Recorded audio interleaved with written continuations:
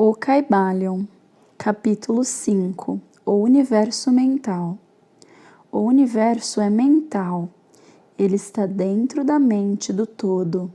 O Kybalion. O todo é espírito. Mas que é espírito? Esta pergunta não pode ser respondida, porque a sua definição seria praticamente a do todo, que não pode ser explicado nem definido. Espírito é um simples nome que os homens dão às suas mais elevadas concepções da infinita mente vivente. Esta palavra significa a essência real, significa a mente vivente, tão superior à vida e à mente tais como as conhecemos, quanto estas últimas são superiores à energia mecânica e à matéria. O espírito é superior ao nosso entendimento e só empregamos este termo para podermos falar do todo. No juízo dos pensadores e inteligentes, estamos justificados falando do espírito como infinitamente vivente e reconhecendo que não podemos compreendê-la, quer raciocinando sobre ela, quer estudando a matéria na sua totalidade. Façamos agora uma consideração sobre a natureza do universo, quer no seu todo, quer nas suas partes. Que é o universo? Dissemos que nada há fora do todo. Então, o universo é o todo? Não, não o é, porque o universo parece ser formado de muitos e está constantemente mudando. Ou, por outras palavras, ele não pode ser comparado com as ideias que estabelecemos a respeito do todo. Então, se o universo não é o todo, ele é o nada. Tal é a conclusão inevitável da mente à primeira ideia. Mas esta não satisfaz a questão, porque sentimos a existência do universo.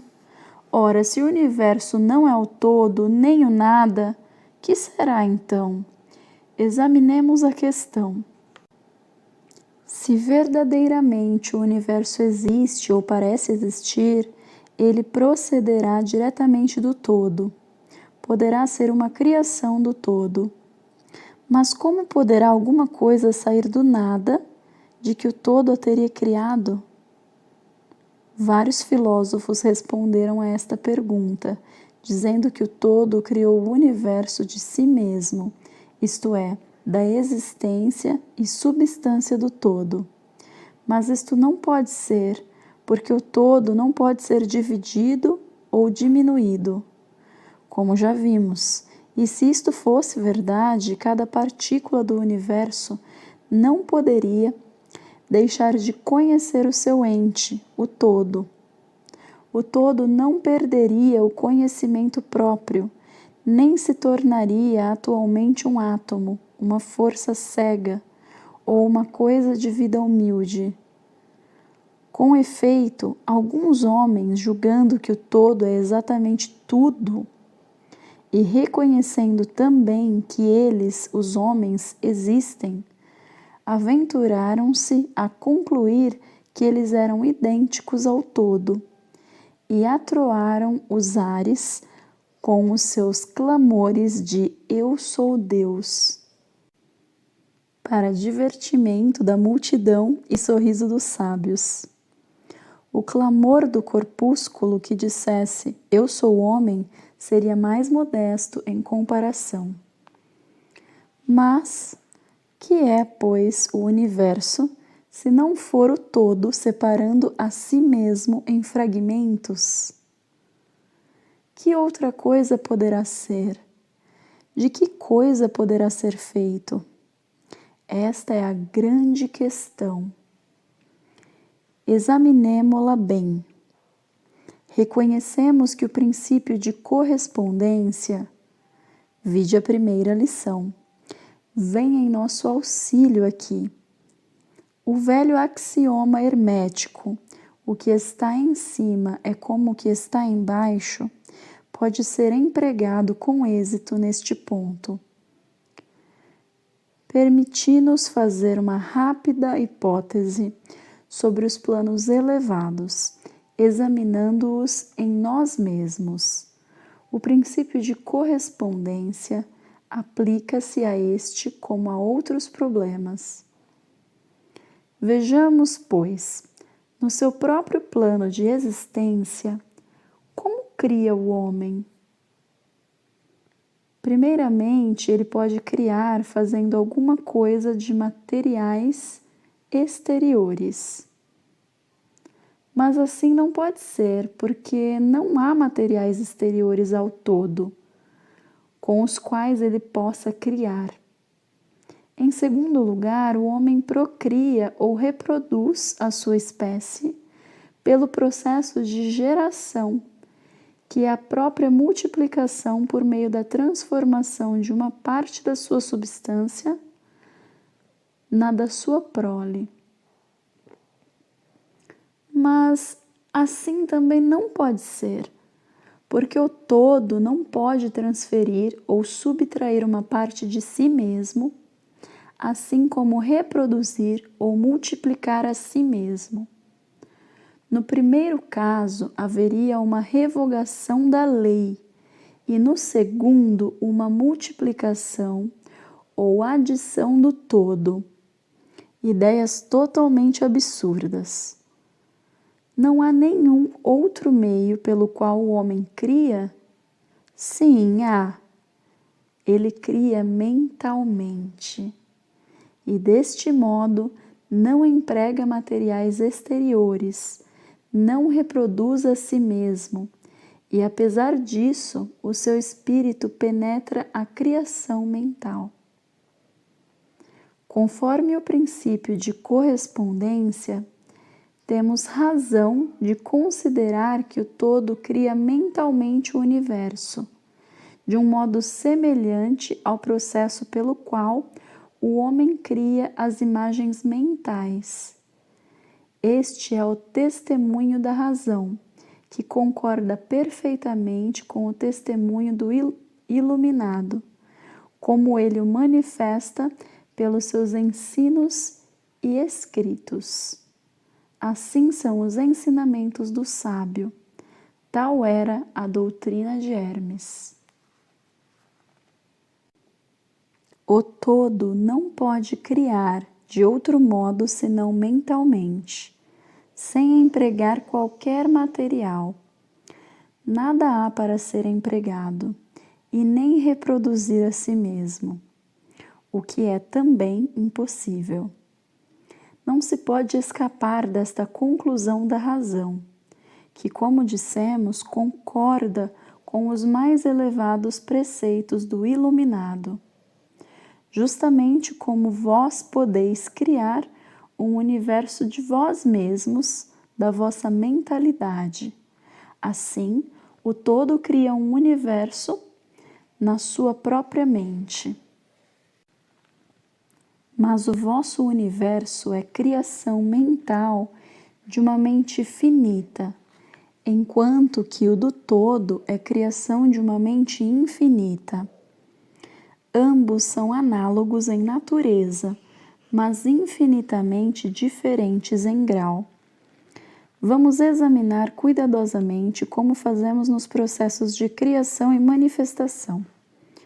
Mas, antes de tudo, é preciso fixardes as vossas mentes nesta frase. O universo e tudo o que ele contém é uma criação mental do todo. Com efeito, o todo é mente. O todo cria na sua mente infinita inumeráveis universos, que existem por eons de tempo e, contudo, para o todo, a criação, o desenvolvimento, o declínio e a morte de 1 milhão de universos é como que o tempo do pestanejar de olho, ou caibalion. Eons. A palavra eon deriva-se do grego, que significa idade, vida, tempo, ciclo, ciclo gerador, eternidade. Eons de tempo implica uma ideia de ciclos indeterminados de tempo. Conforme Fabre d'Olivet, I é o centro para o qual tende a vontade universal, Ion. É o ente passando da potência ao ato, em sentido restrito. É uma coisa indeterminada, sem formas definidas, sem fixidez. A palavra eon representa, pois, o tempo que emprega a vontade universal para atingir o seu fim, que é a entrada no seio do todo. A mente infinita do todo é a matriz dos universos, o Caibalion. O princípio de gênero, vide lição primeira e as seguintes, é manifestado em todos os planos de vida, quer materiais, mentais ou espirituais. Mas, como já dissemos, gênero não significa sexo. O sexo é simplesmente uma manifestação material do gênero. Gênero significa relativo à geração ou criação. Em qualquer lugar, em qualquer plano em que uma coisa é criada ou gerada, o princípio de gênero se manifesta, e isto é verdade mesmo na criação dos universos. Mas não se deve concluir disto que ensinamos haver um Deus ou Criador macho e fêmea. Esta ideia é um desvio dos antigos preceitos sobre este assunto. O verdadeiro ensinamento é que o todo em si mesmo está fora do gênero, assim como de qualquer outra lei, mesmo as do tempo e do espaço. Ele é a lei de que todas as leis procedem e não está sujeito a elas. Contudo, quando o todo se manifesta no plano de geração ou criação, os seus atos concordam com a lei e o princípio, porque se realizam num plano inferior de existência, e por conseguinte ele manifesta no plano mental o princípio de gênero, nos seus aspectos masculino e feminino.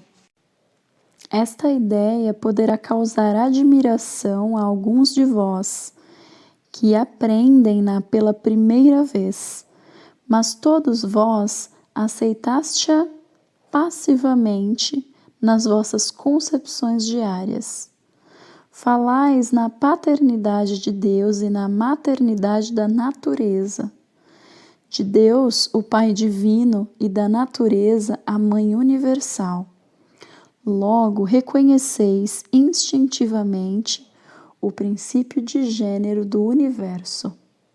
Não é verdade? Mas a doutrina hermética não exprime uma dualidade real. O todo é um. Os dois aspectos são simplesmente aspectos de manifestação.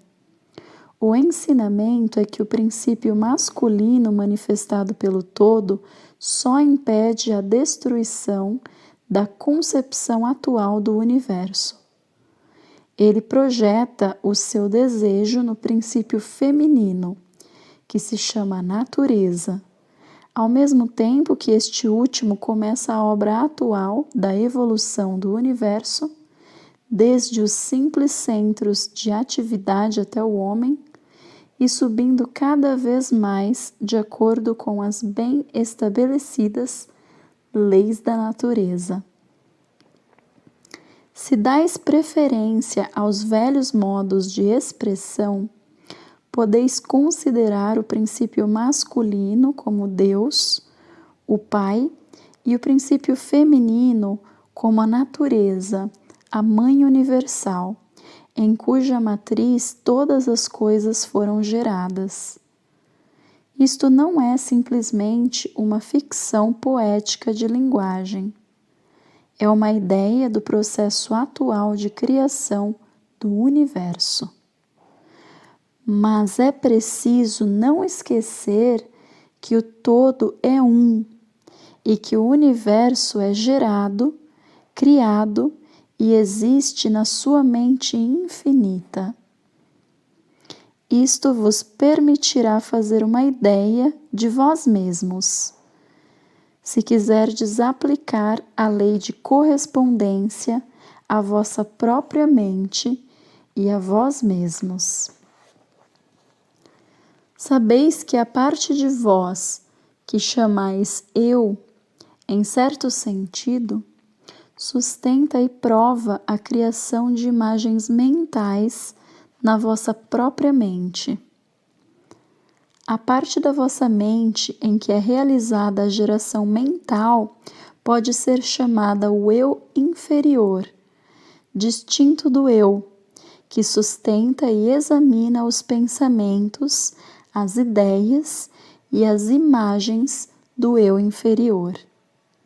Reparai bem que o que está em cima é como o que está embaixo, e que os fenômenos de um plano podem ser empregados na solução dos enigmas de planos superiores ou inferiores. Será para admirar que vós, os filhos, sintais esta instintiva reverência pelo todo, sentimento que chamamos religião, esta reverência e este respeito para com a mente Pai? Será para admirar que, ao considerar as obras e as maravilhas da natureza, fiqueis dominado por um grande sentimento que tem sua origem fora do vosso íntimo ser?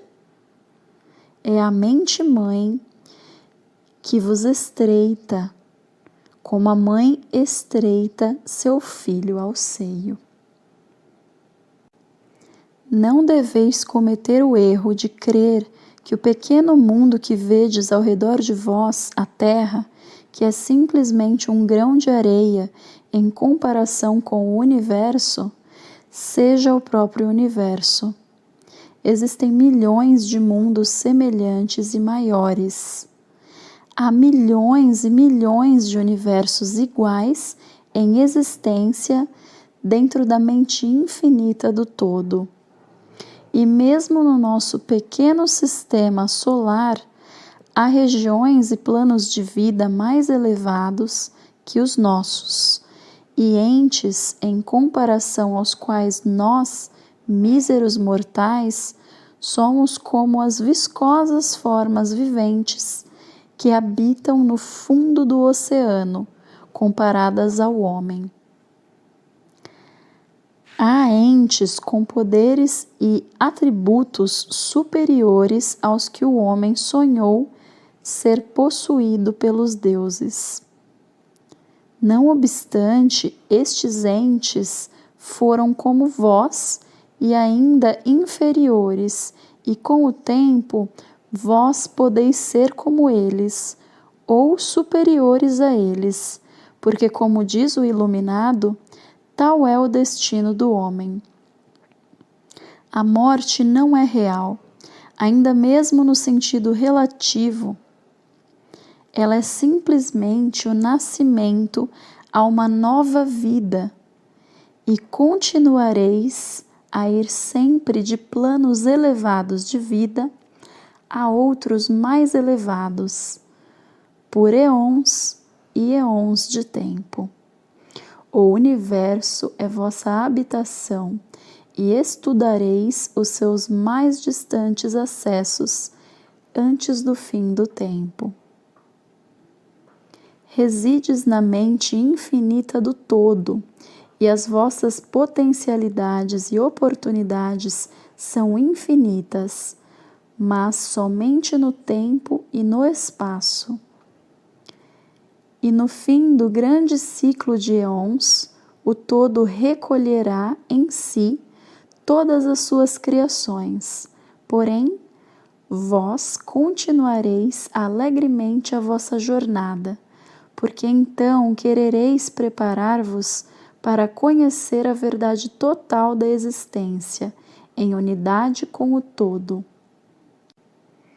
E, quando estiverdes na metade do caminho, estareis calmos e serenos.